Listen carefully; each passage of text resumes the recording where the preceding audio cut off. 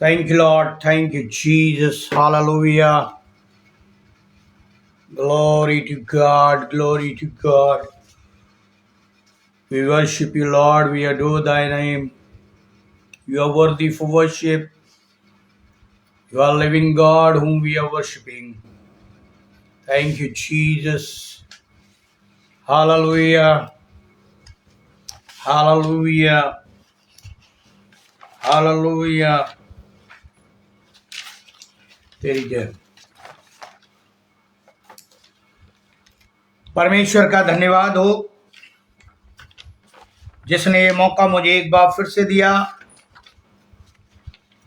कि मैं प्रभु की महिमा कर सकूं, उसकी बड़ाई कर सकूं और इस्राएल और पैलेस्टीन जो देश लड़ाई लड़ रहे हैं उनके बारे में हम बाइबल की प्रोफेसी या बाइबल से ही समझने की कोशिश करेंगे। टॉपिक थोड़ा लंबा है, इसलिए हम प्रार्थना में जाएंगे। आइए हम प्रार्थना करें। अनुग्रहकारी दयालु पिता परमेश्वर, आपको हृदय से धन्यवाद देते हैं कि आपने ये मौका दिया कि एक बार फिर से हम लोग तेरे चरणों के पास आए, तेरे नाम की महिमा करें, क्योंकि आपका उद्देश्य मनुष्यों को बनाने के लिए यही। धन्यवाद देते हैं कि ये मौका दिया है कि हम तेरे वचन में से पढ़े, और धन्य है हम लोग जो प्रोफेसी को पूरा या भविष्यवाणी को पूरा होते हुए अपनी आंखों से देख रहे।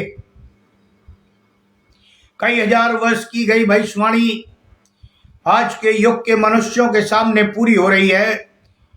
कितने धन्य है हम।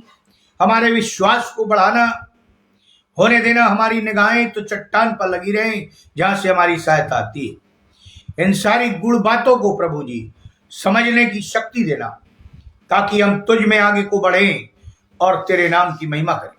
भाई अनुपम डेविड के लिए, उनके परिवार के लिए, उनकी सेवकाई के लिए, ऑनलाइन सर्विस प्लेटफॉर्म के लिए जो उन्होंने प्रोवाइड किया है, उस पर आपकी आशीष का हाथ हो, ताकि जो भी वचन मेरे मुख से निकलते वो मेरे नहीं बल्कि प्रभु जी तेरे आत्मा की अगुवाई में, क्योंकि हम जानते हैं तेरी एक एक बात बगैर पूरे हुए न टलेगी।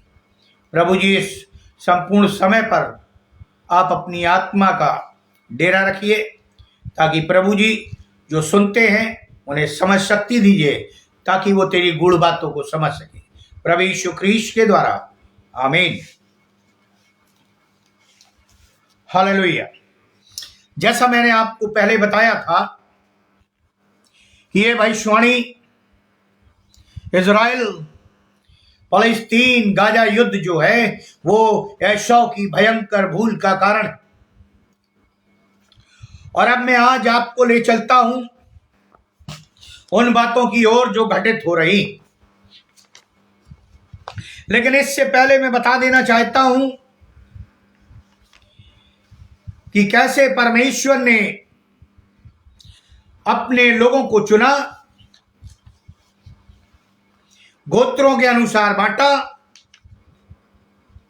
राजा और भविष्यवक्ता नियुक्त किए, स्वयं और लोगों के राजा और भविष्यवक्ताओं के द्वारा, भिन्न भिन्न लोगों के द्वारा अपनी योजनाओं को अपनी जाति पर प्रकट किया। और जब हम ये भीषण युद्ध देख रहे हैं, ये कोई अस्बाकत युद्ध नहीं है। ये कई हजार वर्ष पहले भविष्यवाणी कर दी गई परमेश्वर के द्वारा कि ऐसा होगा, और आज हम अपनी आंखों से घटित देख रहे। जैसा मैंने आपको कैप्शन में दिया है, आज मैं बात करूंगा कनान, इस्राएल, पैलेस्टीन, ट्रांसजॉर्डन, वेस्ट बैंक, इनकी बात करूंगा।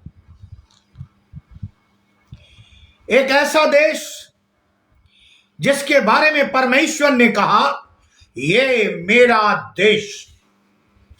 अब जब परमेश्वर ने ही कह दिया तो वो मनुष्य का कैसे हो सकता? परमेश्वर ने कहा भूमि का एक ऐसा पुल जो एशिया, यूरोप तथा अफ्रीका के 3 महाद्वीपों के को जोड़ता। किसी समय में इसे कनान देश कहते थे,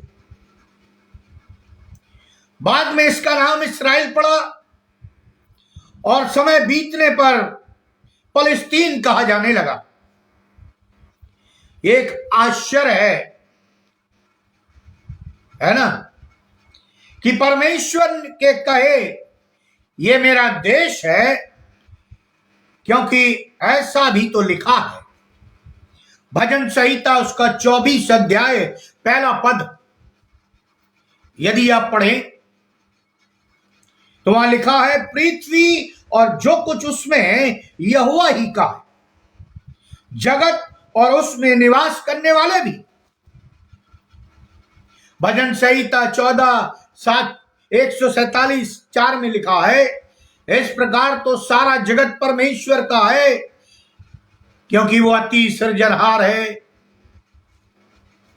वो तारों का नाम रखता है, वो नाना प्रकार की चीजें करता है जो मनुष्य की समझ से परे। परमेश्वर ने किसी के लिए भी भाग को नहीं कहा है ये मेरा देश, किसी भी भूमि के भाग को नहीं कहा।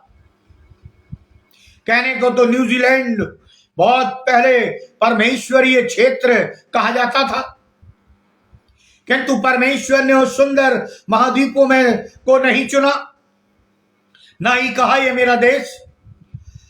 उसने कभी अमेरिका, भारत या न्यूजीलैंड को अपना देश नहीं कहा, किंतु इतिहास को चरम सीमा तक पहुंचाने के लिए एकमात्र कनान देश को चुना और तैयार किया। वो इसलिए किया कि परमेश्वर की योजना थी कि मनुष्य बचा लिए जाए, क्योंकि वो जानता था, और यहूदी भी बचा लिए जाएं क्योंकि उसकी चुनी हुई जाति थी। जब यहूदियों ने उसे ग्रहण नहीं किया, मैं अगले संदेश में जो लास्ट संदेश होगा इसका बताऊंगा कि क्यों मसीहों को चुना और कैसे मसीहों का उद्धार यहूदियों से आया और कितने यहूदी बचाए जाएंगे। सारे यहूदी नहीं बचाए जाएंगे। 2500 वर्ष पहले परमेश्वर ने एक ऐसी अंतरराष्ट्रीय योजना की चेतावनी दी थी कि उसके देश का विभाजन होगा, और इस अशांत क्षेत्र का समाधान ढूंढते समय राष्ट्रों द्वारा ऐसा हल निकाला जाएगा जिससे देश का विभाजन होगा। यह एक ऐसा समाधान होगा जो परमेश्वर की योजना के विपरीत होगा। नवंबर 1947 में संयुक्त राष्ट्र संघ ने 2/3 बामा से पश्चिमी फलस्तीन के विभाजन का निर्णय लिया, यानी पूर्वी फलस्तीन पहले ही 1922 में ट्रांस जॉर्डन राज्य बन चुका था। सैकड़ों वर्ष पूर्व परमेश्वर ने इस विभाजन की चेतावनी दी थी, लेकिन आप जानते हैं कि 1/3 राष्ट्रों ने बड़ा विवाद कर दिया था। और क्या विवाद किया था कि फलस्तीन के बचे हुए भाग के विभाजन का विरोध किया गया। ऐसा विरोध इसलिए नहीं था कि वे लोग परमेश्वर की योजना से सहमत नहीं थे, किंतु ये इसलिए था कि वे मध्य पूर्व में सियोनवाद, यानी जो सियोन पर्वत कहलाता है, वो जगह कहलाती है जो कनान देश में की उपस्थिति से घृणा करते थे। और इसलिए जो विभाजन संयुक्त राष्ट्र के द्वारा हुआ वो परमेश्वर को पसंद नहीं। और इसलिए योएल नबी, जो मैंने पिछले संदेश में कहा था, 3 अध्याय 1 से 12 पद, 9 से 12 पद, 16 से 17 पद, इस बात की गवाही देता।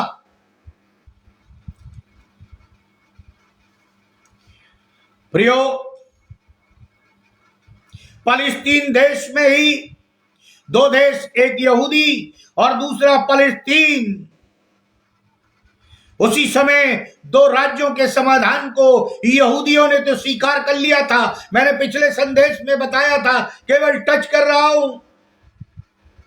लेकिन ब्रिटिश फौजों के हटते ही इस्राएल देश की घोषणा कर दी गई। ये दिन था 14 मई 1948 का।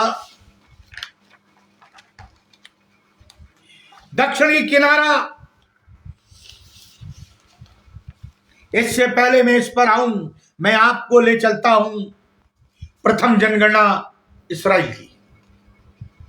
वो भी समझना जरूरी। सीने जंगल में परमेश्वर ने गिनती करवाई, 20 वर्ष से ऊपर के लोगों की गिनती, और केवल पुरुष। गिनती की पुस्तक उसके 15वें अध्याय में रूबेन गोत्र के अनुसार जो 12 गोत्र थे, इन सब की, रूबेन, शिमोन, यहूदा, इस्साकार, जबलून, एफ्रेम, मनश्शे, बिन्यामीन, दान, आशेर, गाद, नप्ताली, इनकी टोटल संख्या 6,03,000 550 थी बाइबल के अनुसार।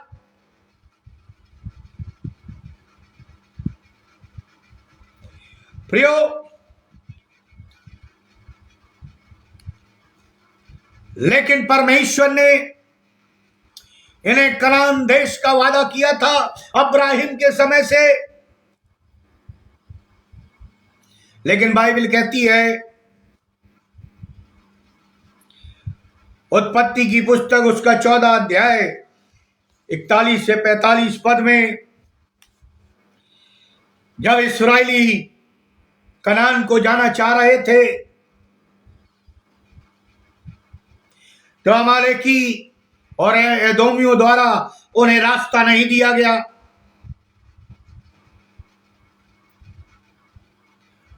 कादेश से एदोम के राजा पर, जो कादेश नगर है, मूसा ने कहलवा भेजा उत्पत्ति 20:16 में, अपने देश से होकर जाने दे, ना तो हम तुम्हारा पानी पिएंगे, ना तुम्हारा खाना खाएंगे, बस हम सीधे निकल जाएंगे। लेकिन उन्होंने उसे मना कर दिया।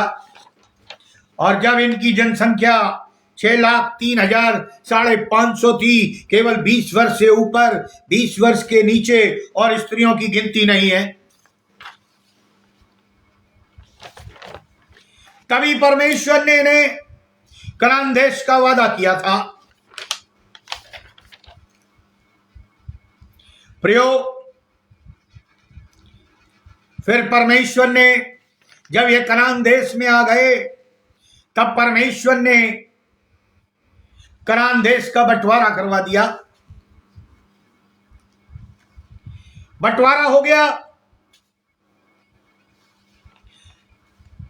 मैं अब आपको ले जाता हूं डेविड और सोलोमन, राजा सुलेमान के समय, जब वो देश जीत लिया गया। ये मैप है मेरे पास, देख लीजिए। और आज के मैप जो इस्राएल का राष्ट्र बना हुआ है, वो मैप देख लीजिए, डिट्टो मिलता है। केवल कई नगर ज्यादा इसमें जोड़ दिए गए और कई नगर के नाम बदल दिए गए हैं। तब परमेश्वर ने बंटवारा किया। अब मैं बंटवारे को ले जाता हूं आपको यहोशू के समय, क्योंकि यहोशू और काले भी थे जो इन्हें 2 लोग कनान देश में प्रवेश करे। पहली पीढ़ी मार दी गई। पहली पीढ़ी में से केवल 2 लोगों ने कनान देश में प्रवेश किया।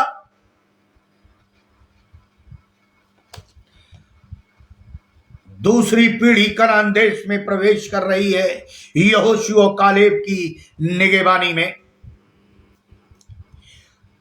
और यहोशू को परमेश्वर ने कहा इसे बता दे कहां कहां कौन कौन सा भाग किस किस गोत्र को जाएगा।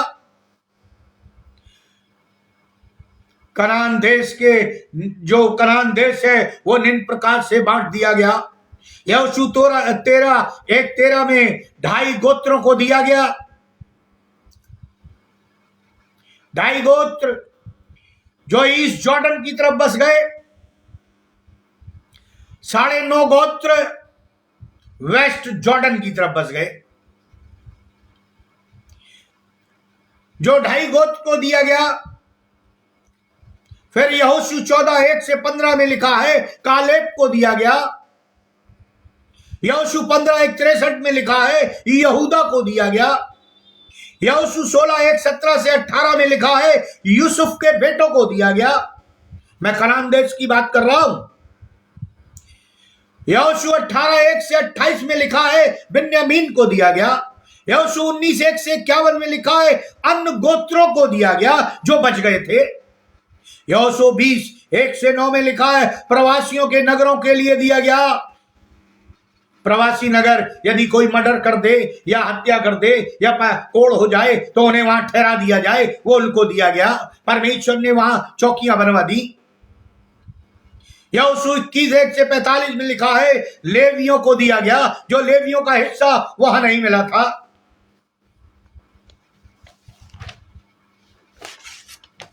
प्रियो,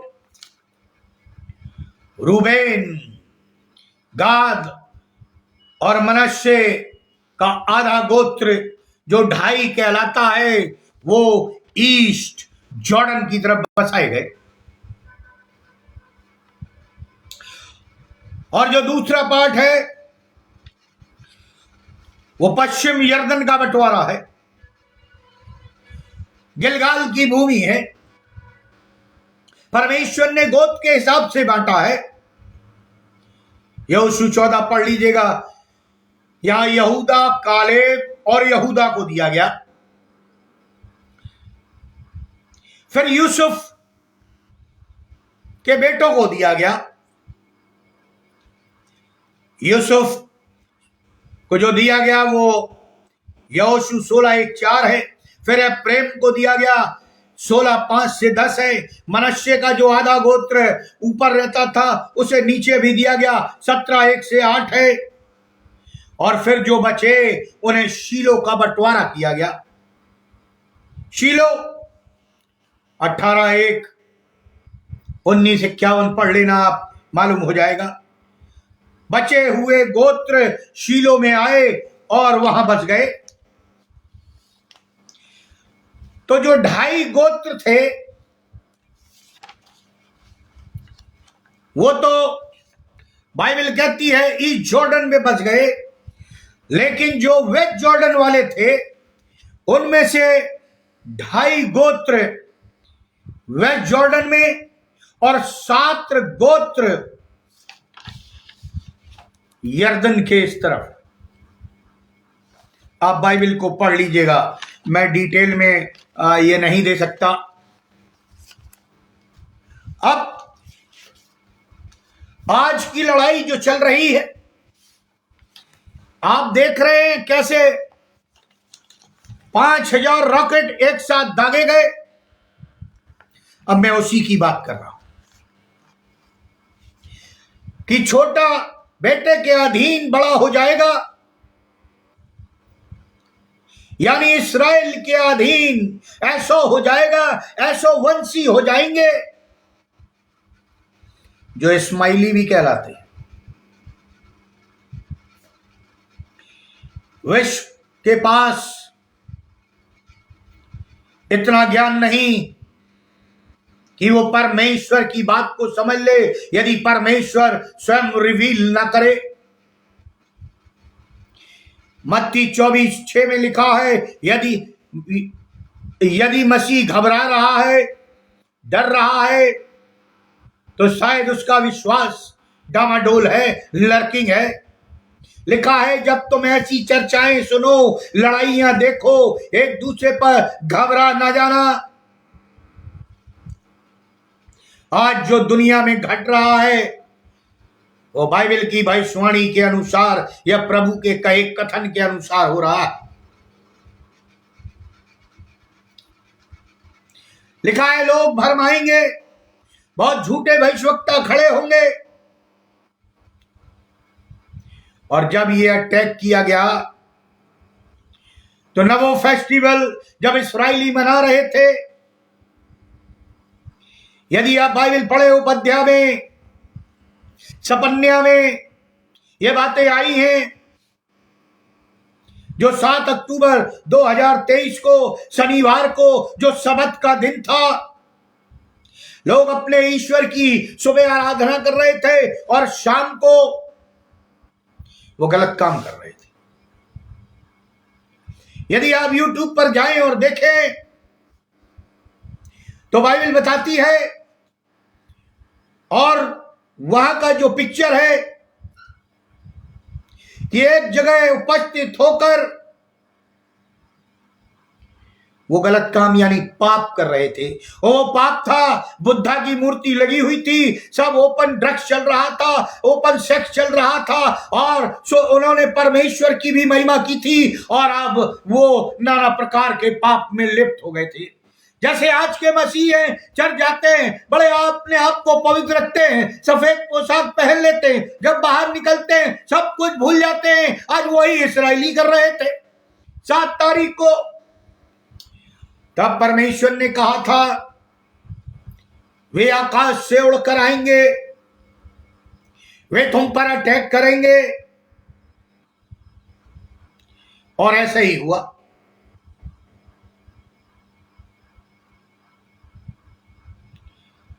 पहले भी इस्राएलियों ने एदोम से लड़ाई लड़ी और बाइबल कहती है हार गए, क्योंकि वे इस्राएली परमेश्वर को छोड़कर देवी देवताओं के पीछे भाग रहे थे।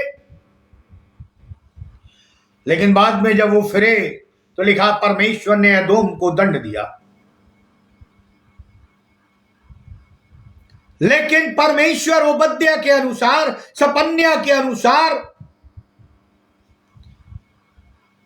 इसलिए एदोमियों पर, एसोवियों पर नाराज हो गया, क्योंकि जब इन पर दूसरे लोगों ने, दूसरे राष्ट्र ने चढ़ाई की तो ये हंस रहे थे, उनका साथ नहीं दिया, और उनको हंसना बहुत भारी पड़ गया। अब्राहम भी हंसा, सारा भी हंसी। जब परमेश्वर के दूत ने पूछा तो उन्होंने झूठ बोल दिया, हम नहीं हंसे, क्योंकि वो परमेश्वर की सामर्थ को जानते थे। आज इस्राएली भी यहोवा यानी यहवे की सामर्थ को जानते। और जब आतंकवादियों ने ऊपर से हवाओं से उड़कर जमीनी, समुद्री और सब करीब लिखा है 1200 से 1400 लोग जो आतंकवादी थे इस्राइल में बाउंड्री वॉल तोड़कर जो फेंसिंग थी अंदर चले गए। कुछ ऊपर से आए, कुछ समुद्री रोड से आए, कुछ सुरंगों से आए, और ऐसा बताया गया है कि वो 20 शहरों में घुस गए और उन्होंने 1200 से 1400 इस्राएलियों को मारा और कई लोगों को बंधक बनाकर ले गए।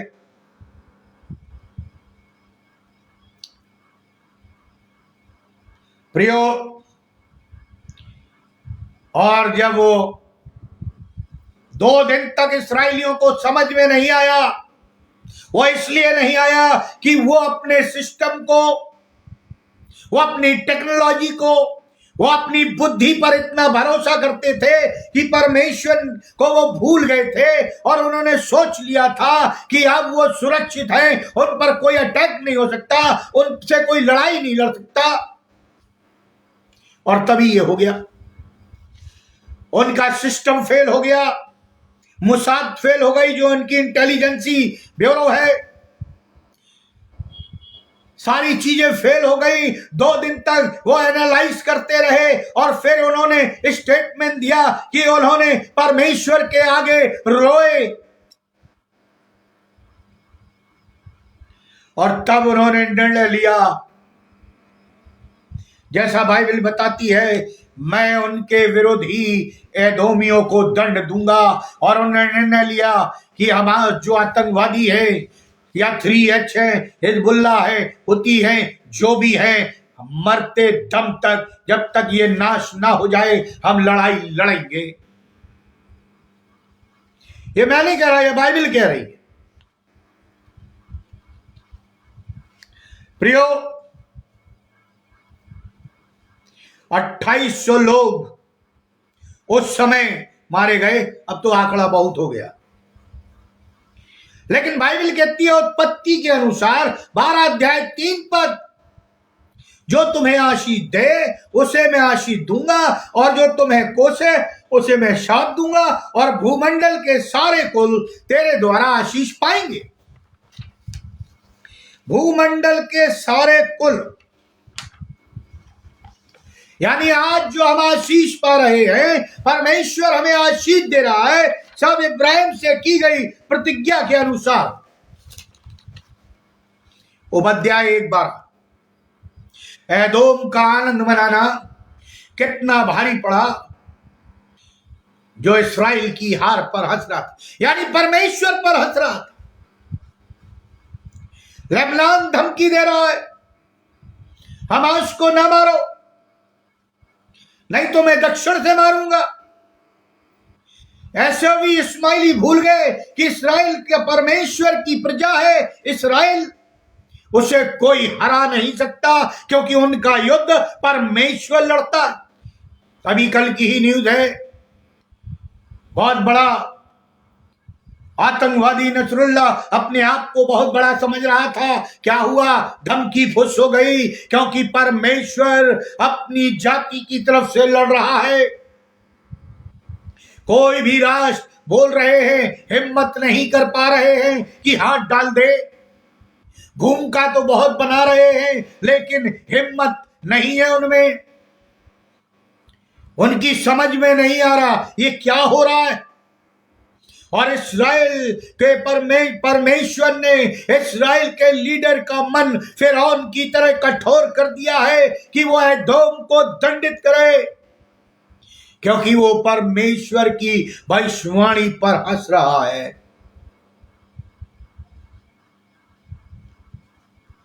प्रियो, बड़ी विचित्र बात। और फिर मैं आपको ले चलता हूं दक्षिणी किनारा। क्यों ये सारी परेशानियां आई?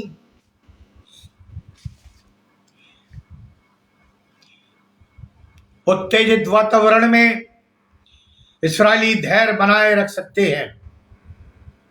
सुन लीजिए आप, शायद हम मसीहों का धैर्य टूट जाए, लेकिन लोग, और बाइबल कहती है, इनमें धैर्य भी है।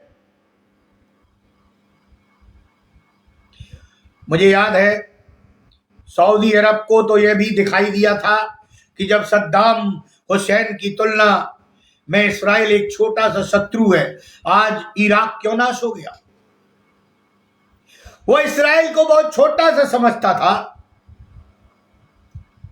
उसे फिलिस्तीन की चिंता सता रही थी, क्योंकि सोवियत यहूदियों का इस्राएल में पहुंचने का तांता लगा हुआ था, क्योंकि परमेश्वर की भविष्यवाणी कि मैं तुम्हें पूरब की तरफ से लेकर आऊंगा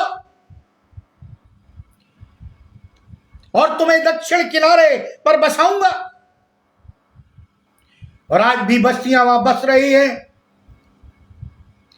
यरूशलेम ने युद्ध में जीते भूभागों को अपने अधिकार में कर लिया। मैं वो बात कर रहा हूं, जब इस्राएल राष्ट्र बना ही था, तब 6 राष्ट्रों ने एक साथ मिलके ये सम्मति की कि इस्राएल को उखाड़ फेंकेंगे, इसको जमने नहीं देंगे। लेकिन नया राष्ट्र था, सैनिक नहीं थे, कुछ नहीं था, लेकिन फिर भी उस समय उनकी जनसंख्या केवल 3 लाख थी और उन्होंने 6 दिन में वो युद्ध जीत लिया। यह केवल परमेश्वर की तरफ से हुआ।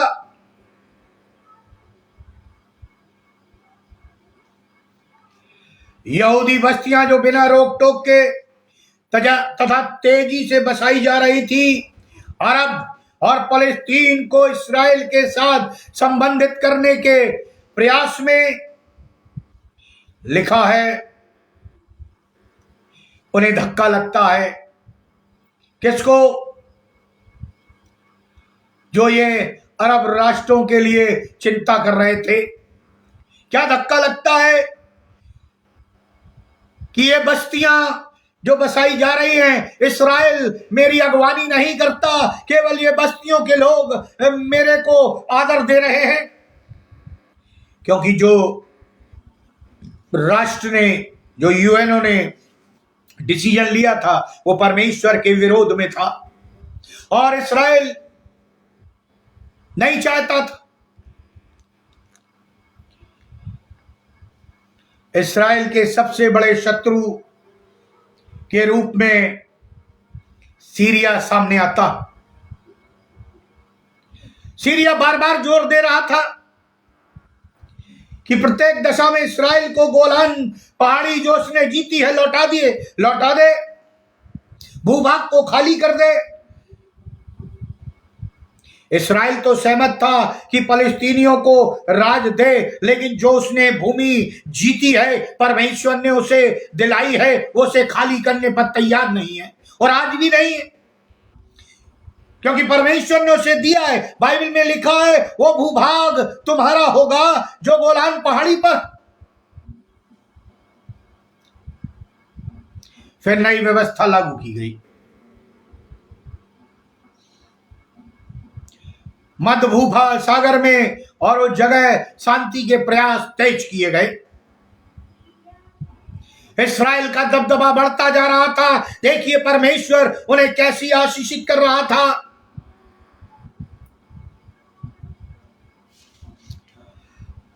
और इस्राएल बढ़ता जा रहा था।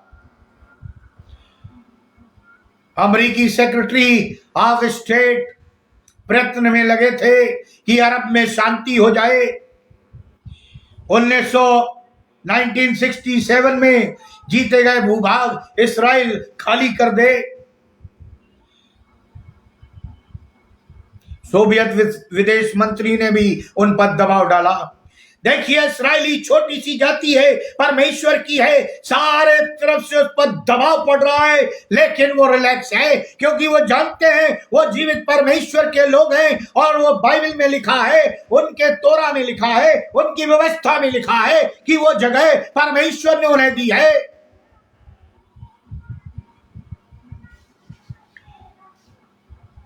और उन्होंने देने से मना कर दिया। उस युद्ध में 36 खरब अमेरिकी डॉलर खर्च हुए थे, लेकिन समझौता नहीं हो पाया,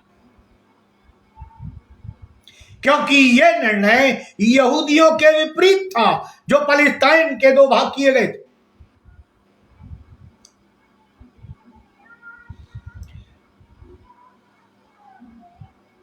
जैसे इराक तथा संयुक्त राष्ट्र एक दूसरे के सामने थे, अब तो वो इतिहास बन गया, क्योंकि जो परमेश्वर से टकराता है परमेश्वर उसे तबाह कर देता है। जबकि इराक आशीषित है। यदि आप पढ़ें तो अदन की वाटिका वहां है, वहां के पूर्वज हैं। कभी समय मिला तो मैं बताऊंगा इराक क्यों ब्लेस्ड है। लेकिन वहां का शासक परमेश्वर की जाति के विरोध में था, इसलिए परमेश्वर ने उसे धरती से ही मिटा दिया।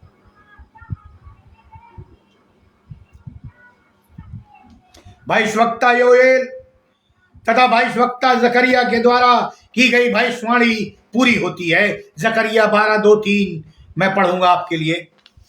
देखो मैं यरूशलेम को चारों ओर कि सब जातियों के लिए लड़खड़ा देने के मद का कटोरा ठहरा दूंगा।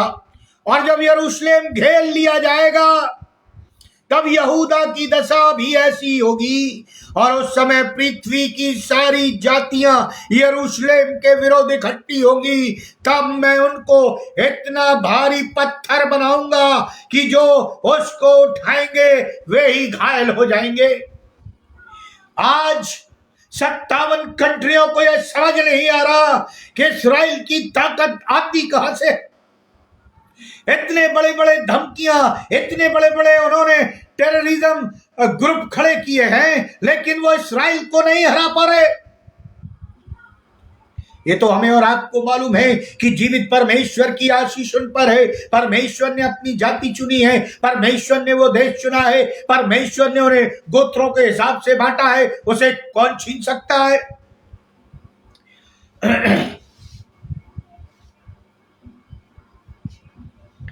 अब देखिए परमेश्वर की योजना। सारा दबाव इस्राइल पर आज भी है, पहले भी था, पर सत्य कुछ और ही है। ये षड्यंत्र चल रहा। मैं अन्य लोगों की बात कर रहा हूं। बाइबल की भविष्यवाणियों का ज्ञान है तो हम सहज अनुभव लगा सकते हैं कि षड्यंत्रकारियों का लक्ष्य ये नहीं है कि इस्राएल और फलस्तीनी में शांति रहे। आप भी देख रहे हैं, मिस्र, ईरान, सीरिया, लेबनान, सब इस्राएल के दुश्मन यानी हमास, हिजबुल्लाह, हुती को राशन पानी और सारे हथियार दे रहे हैं। लेकिन इन्होंने 44 साल 45 साल पहले एक निर्णय ले लिया था कि हम फलस्तीनियों को अपने यहाँ की नागरिकता नहीं देंगे, इसलिए कोई भी देश उन्हें अपने देश में घुसने नहीं दे रहा, क्योंकि ये शैतान की चाल है कि अशांति बनी रहे, झगड़ा चलता रहे। क्या चाल है मैं बताता हूं।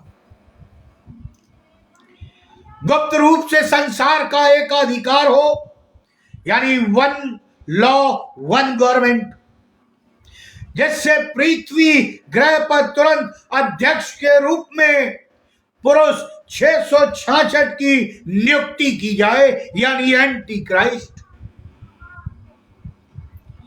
उसकी राजधानी भी उसी चुने हुए पहाड़ पर होगी जिसके विषय में परमेश्वर ने कहा है, ये मेरा पवित्र पर्वत है, मैंने इन पहाड़ियों को आशीषित किया है। आज इस्राएल पहाड़ियों पर बसा हुआ है।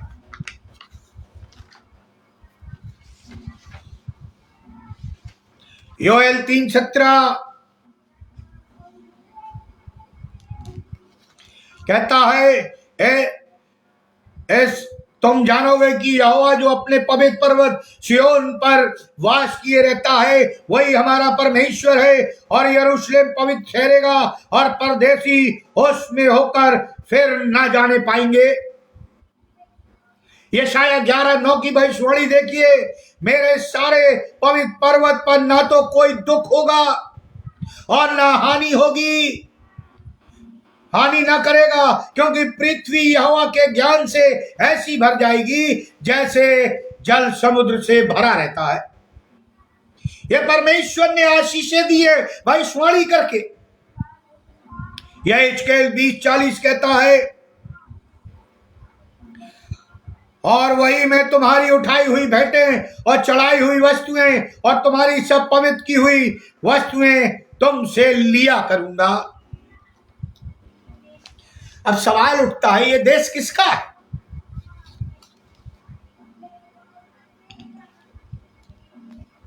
किसका देश है? उत्पत्ति 10:15 से 19 देखिए किसका।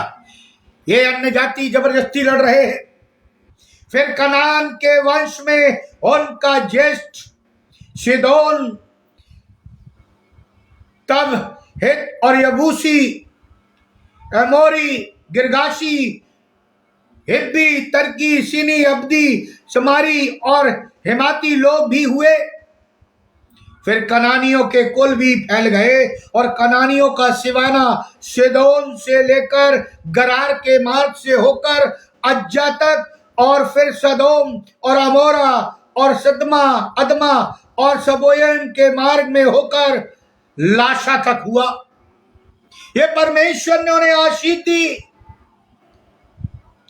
और वे फैल गए। इतना ही नहीं प्रियो, लड़ाई अभी थमने वाली नहीं है। हम इस फेर में ना रहे, लड़ाई अभी चलेगी, क्योंकि परमेश्वर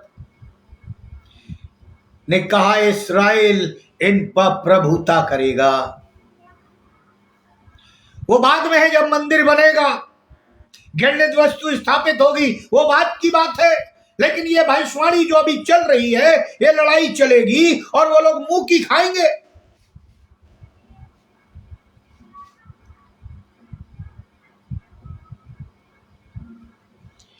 कुछ लोगों का विचार है कि परमेश्वर ने अरबियों को श्राप दिया, किंतु ऐसा नहीं। उसने इस्माइल को भी आशीष दी है। बहुत ध्यान से सुनिएगा, क्योंकि इस्माइल अब्राहम से ही पैदा हुआ है और संसार का कुछ विशेष धन उनको दिया।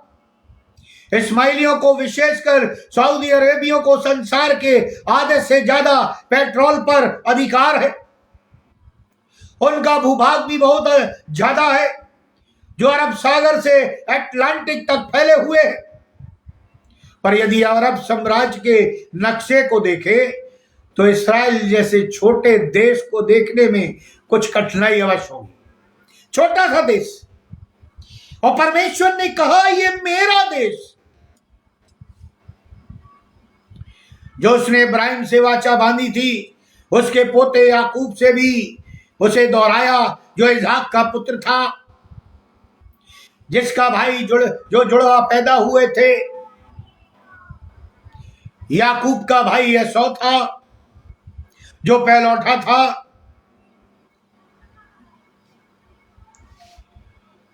और याकूब चाहता था कि परमेश्वर की वाचा का देश एसौ को दिया जाए। सुनिए बहुत ध्यान से, याकूब चाहता था कि परमेश्वर की वाचा का देश एसौ को दिया जाए, परंतु परमेश्वर ने अपनी योजना पूरी करने के लिए याकूब को चुना था। मैं पढ़ना चाहूंगा उत्पत्ति 35:10-12। और परमेश्वर ने उससे कहा, अब तक तो तेरा नाम याकूब है, अब आगे से तेरा नाम इस्राएल, याकूब न रहेगा, इस्राएल कहलाएगा। सो उसने उसका नाम इस्राएल रखा। फिर परमेश्वर ने कहा, मैं सर्वशक्तिमान ईश्वर हूं, तू फलेगा, फूलेगा, बढ़ेगा, तुझ में से जातियां वरन जातियों की एक मंडली भी उत्पन्न होगी, और तेरे वंश में राजा उत्पन्न होंगे, और देश देश में मैंने इब्राहिम और इसहाक को जो दिया है वही देश तुझे देता हूं, और तेरे पीछे तेरे वंश को भी दूंगा। यानी ये परमेश्वर की आशीषें वंश द वंश चली आ रही हैं।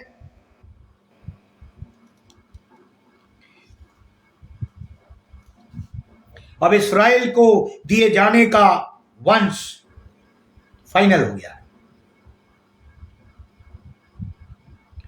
दुर्भाग्य से संयुक्त राष्ट्र संघ अपनी दिशा निर्देश बाइबल से नहीं प्राप्त करता और विवाद हो जाता है, सीमा विवाद बढ़ जाता है।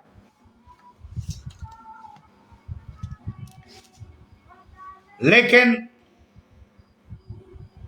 परमेश्वर ने यहोशू के अनुसार, उनके गोत्रों के अनुसार बांट दिया था। लिखा है, जिस स्थान पर तुम्हारे पांव के तलवे पड़े वे सब तुम्हारे ही हो जाएंगे, अर्थात जंगल के लबानोन तक और परात महानदी से लेकर पश्चिम के समुद्र तक तुम्हारा सिवाना होगा। प्रियो, हित्तियों का निवास हेब्रोन के पास नेगवे में था। आज नेगवे इस्राएल में पाया जाता। दूसरी जातियां कनान में रहती थी।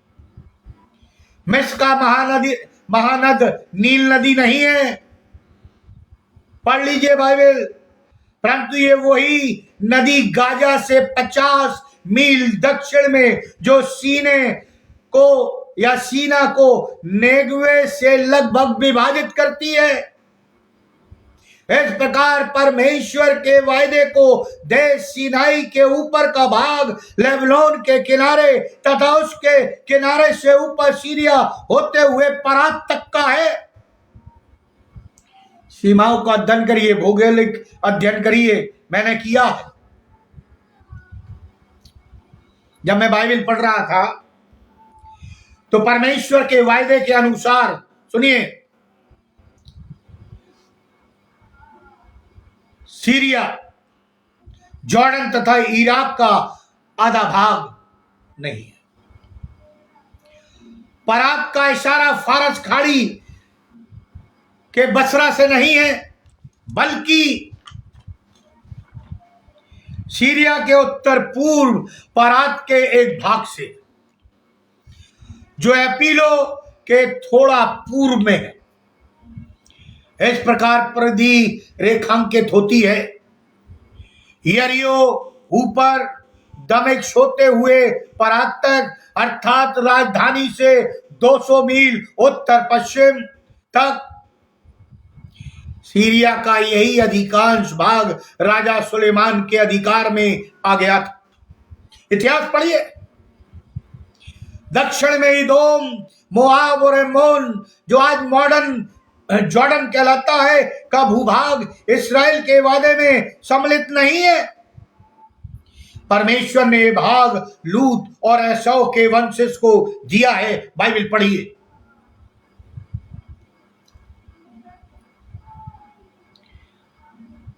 और ऐसा लिखा हुआ व्यवस्था विवरण 2 अध्याय 4 से 5 पद, 9 और 19 पद, थोड़ा सा पढ़ूंगा मैं।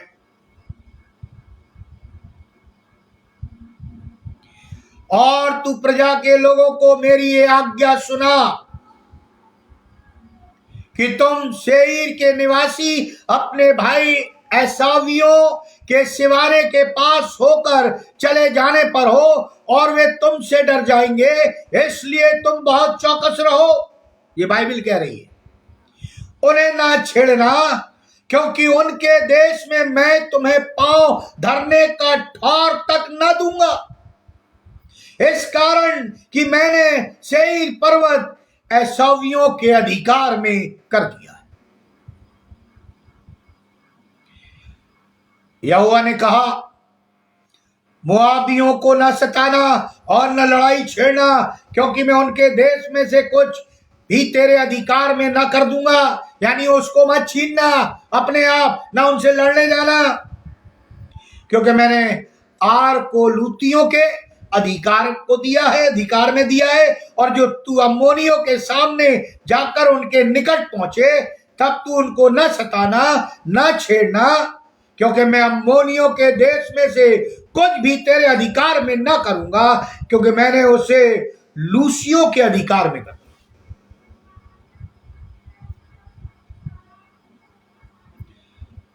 अब जकरिया की भविष्यवाणी यहां पूरी होती। जकरिया 10 यदि आप पढ़ेंगे, लिखा है, पर गिलगाद का भाग, जिसे हम पूर्वी किनारा कहते हैं, क्योंकि वो पश्चिमी किनारे के पास उसी प्रकार का है, ये वायदे के देश का अंश है और लेबनान का भाग है। मैं उन्हें मिस्र देश से लौटा ले आऊंगा और अश्शूर में इकट्ठा करूंगा और गिलाद और लबनोन के देशों में ले जाकर इतना बढ़ाऊंगा कि वहां उनकी समाई न होगी। जकरिया 10:10। और आज इस्राएली लबनोन की तरफ बढ़ रहे हैं, लेबनान की तरफ बढ़ रहे हैं, गोलान हाइट की तरफ बढ़ रहे हैं, और परमेश्वर उन्हें आशीष दे रहा है। यरदन नदी, अम्मान के बीच गिलगाद एक पहाड़ी प्रदेश है। ये यरीहो और यारमुक नदी तक फैला हुआ है। गलील की झील के नीचे है, वैसे ही गिलियाद जॉर्डन साम्राज्य का एक छोटा सा भाग है, एक देश के लिए महत्वपूर्ण भूभाग। प्रियो, आधुनिक दक्षिणी लेबनान एक छोटा सा भाग ये इस्राएलियों को दिया गया। पढ़िए बाइबल में, यहूदा दाऊद के समय में और राजा सुलेमान के समय में ये भाग सम्मिलित था।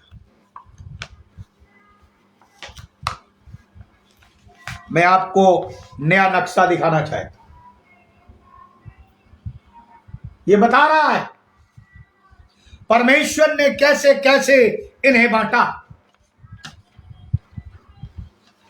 और अब मैं यहेजकेल की उस भविष्यवाणी पर आता हूं जो सूखी हड्डियां। प्रियो, आज से 100 वर्ष पूर्व भी शायद कुछ एक यहूदी ही फलस्तीन में वापस लौटने की आशा रखते थे।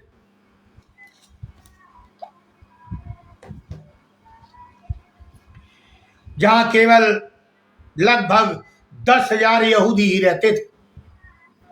ये यहूदी भी विचित्र थे जो मध्यकालीन मठवासियों के स्थान एक ऊंची पहाड़ी की चोटी पर रह रहे थे, ऐसा बाइबल कहती है, इतिहास बताता है।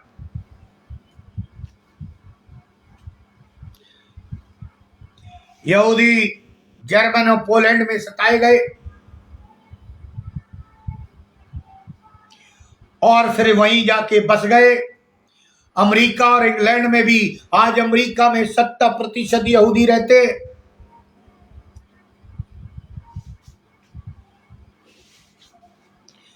और यहेजकेल 36:24 की भविष्यवाणी परमेश्वर पूरी करता है, मैं तुमको जातियों में से ले लूंगा और देशों में इकट्ठा करूंगा और तुमको तुम्हारे निज देश में पहुंचा दूंगा। आज इस्राएली अपने देश में पहुंचे हैं, स्थिर नहीं है, अपने वजूद के लिए आज भी लड़ रहे हैं।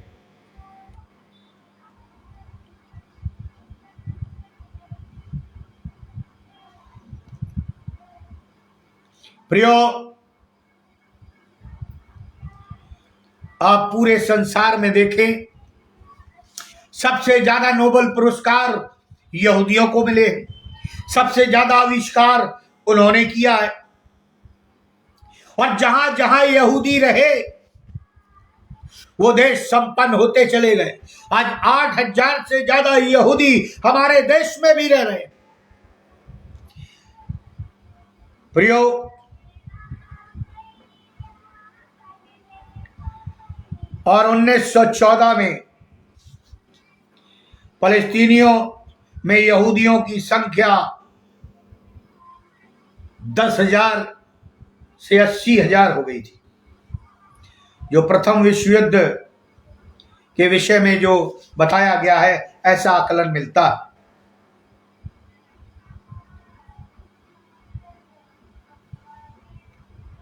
प्रियो, दूसरे विश्व युद्ध में आप जानते हैं क्या हुआ, लेकिन अब इस्राएलियों की जनसंख्या लगभग 1 करोड़ हो गई।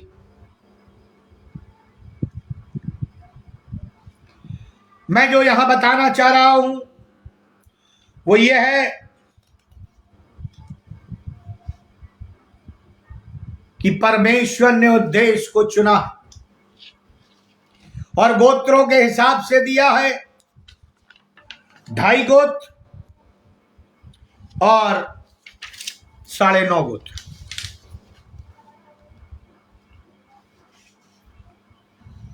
अब मैं जो आपको बताने जा रहा हूं, जब इनका राष्ट्र बन गया तब परमेश्वर ने इन्हें आशीष देना शुरू किया। कुछ लोगों के कथन में लिख के लाया हूं।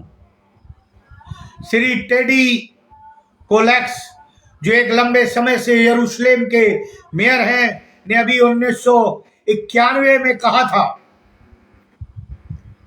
इस समय मेरे पास संसार का सबसे कठिन कार्य है। मुझे मसीहा के आगमन के लिए यरूशलेम को साफ करना और सजाना है।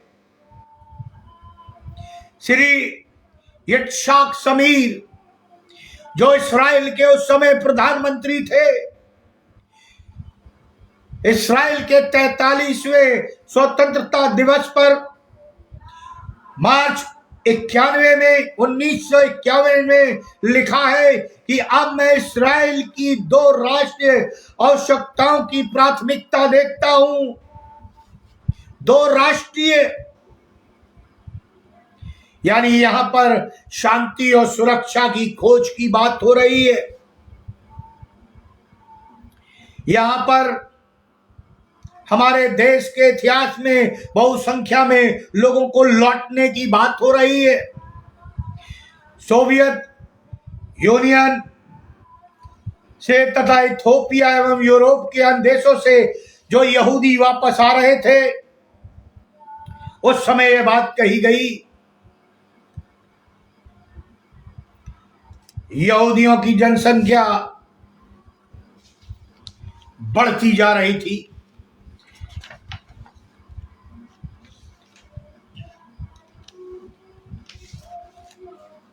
लुबाविचर आशा करते हैं कि मसीहा 9 सितंबर 1991 में आएगा। उस समय ऐसी प्रथा चली थी, लेकिन बुकलिन जो रब्बी थे अमेरिका में, वो इस समुदाय के अगुए थे। उनका मानना था कि संयुक्त सेनाओं द्वारा जब इराक पर चमत्कारी विजय प्राप्त हो जाएगी,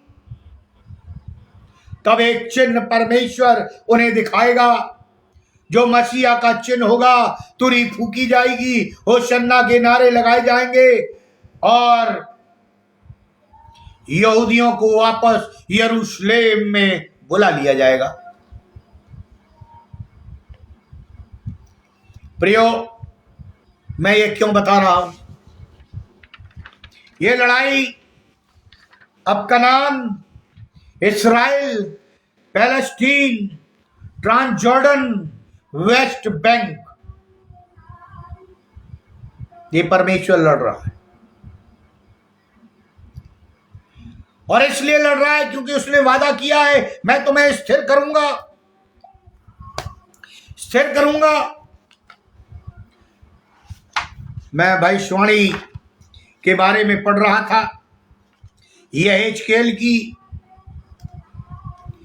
यहेजकेल लिखता है,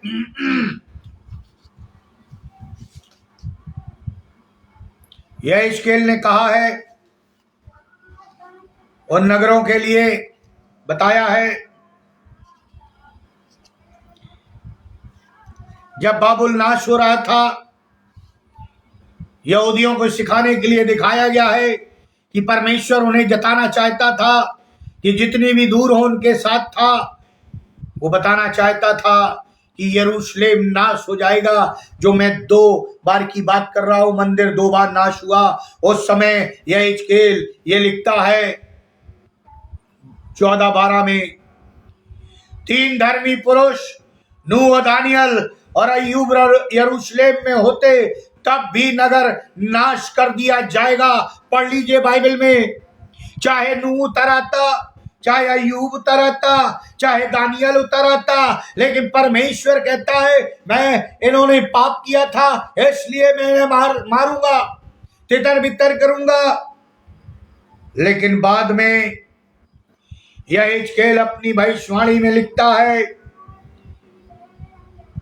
कि परमेश्वर इन्हें आशीषित करेगा और जो सूखी हड्डियों के समान इधर उधर पड़े हैं उनमें जान डालेगा, इकट्ठा करेगा और अपनी महिमा कराएगा। यहेजकेल 38 और 39 अध्याय को पढ़े। वो कहता है, चारों ओर से संसार के लोग परमेश्वर के लोगों पर आक्रमण करेंगे, जो आज हो रहा है। परंतु अंत में परमेश्वर अपने लोगों को बचाएगा और उनके शत्रुओं को नाश करेगा। इस्राएल हारेगा नहीं,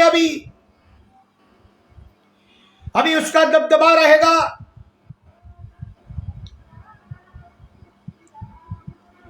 क्योंकि परमेश्वर की ये योजना है।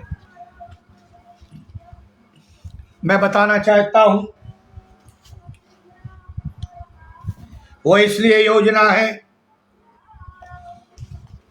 क्योंकि परमेश्वर ने अपने पुत्र के आगमन की तैयारी शुरू कर दी है। आज हम कलीसियाओं को भी अपनी तैयारी कर लेनी चाहिए। परमेश्वर अपने कहे हुए कथन के अनुसार चल रहा है। इस्राएली जो संख्या में कम थे आशीषित हुए और उनके भाग को बांट दिया। मैंने आपको बताया कि ये देश इस पर प्रबल ना होंगे, और आपने देखा कल ही स्टेटमेंट में कई देश पीछे हट गए। ईरान भी पीछे हट रहा है,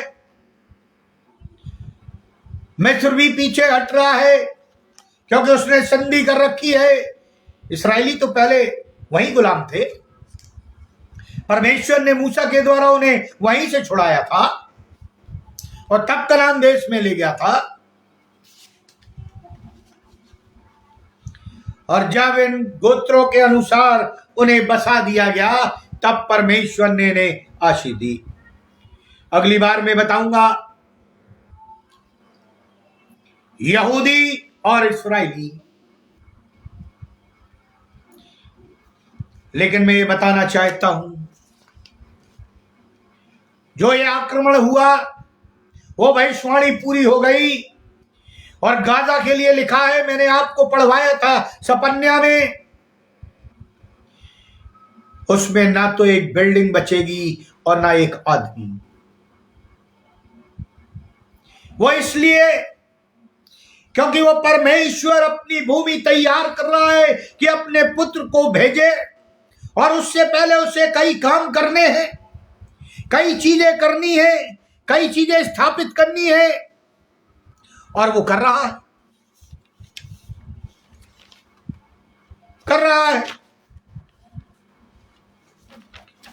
और वो इसलिए नहीं कर रहा क्योंकि उसका वादा, और यदि वो वादा हम देखें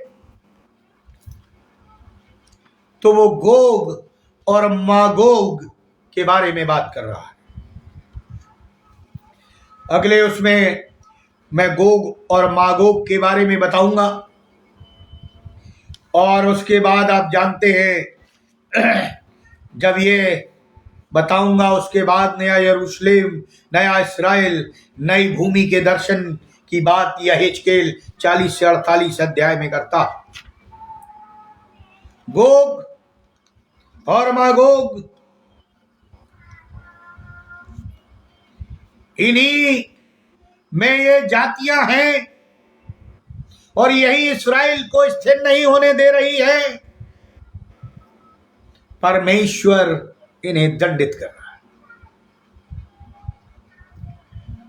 आप देख रहे हैं, अभी मैं न्यूज सुनता हूं, आज ही मैंने यूट्यूब पर देखा है, पूरे इस्राएल को एंजल घेरे हुए हैं, साक्षात दिखाई दे रहे हैं, लोग कैमरे से खींच रहे हैं, यहोवा की जय जयकार कर रहे हैं। मैंने कई लोगों को पोस्ट भी किया।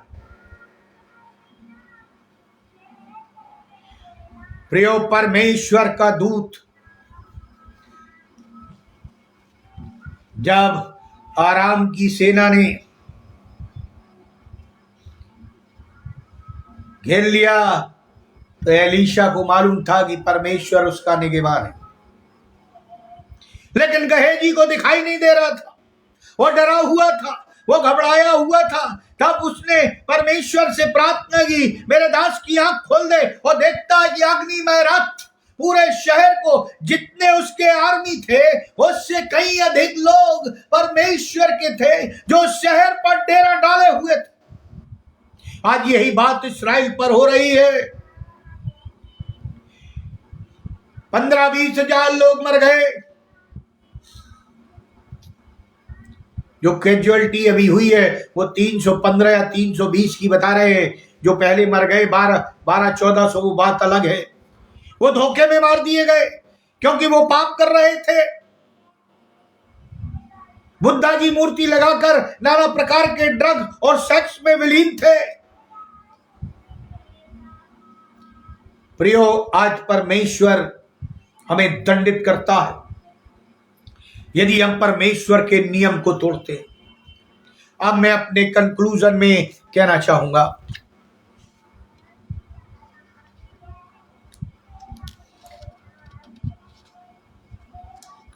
जो मेरा कंक्लूजन है वो ये है, परमेश्वर स्पष्ट कहता है कि परमेश्वर के लोग उसके निज लोग होंगे और वो उनका परमेश्वर होगा। परमेश्वर उनको अपना देश पुनः प्रदान करेगा, स्थिर करेगा। प्रियो, वो अदन की वाटिका के समान होगा।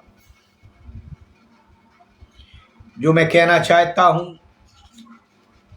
भूकंप आएंगे, लड़ाइयां होंगी, सुनामी आएंगी, मरियां आएंगी, तुम घबरा न जाना, क्योंकि ये अंत का समय नहीं है। मत्ती 24, लूका 21 पढ़िएगा, आपको मालूम होगा। हम विश्वासघाती ना बने। परमेश्वर हर एक व्यक्ति पर व्यक्तिगत विश्वास करता है और परखने के लिए शैतान को कहता है, क्या तू मेरे दास और दासी को जानता है? इतना विश्वास करता है।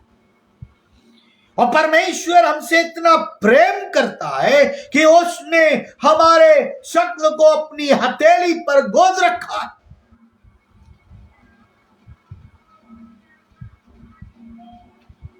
प्रियो, यदि हम धोखा देते हैं, परमेश्वर दुखी होता है। धोखा देते हैं। और अंत में कहना चाहूंगा, परमेश्वर के लोगों और परमेश्वर के नियमों के विरोध में खड़े होने का मतलब है परमेश्वर के विरोध में होना।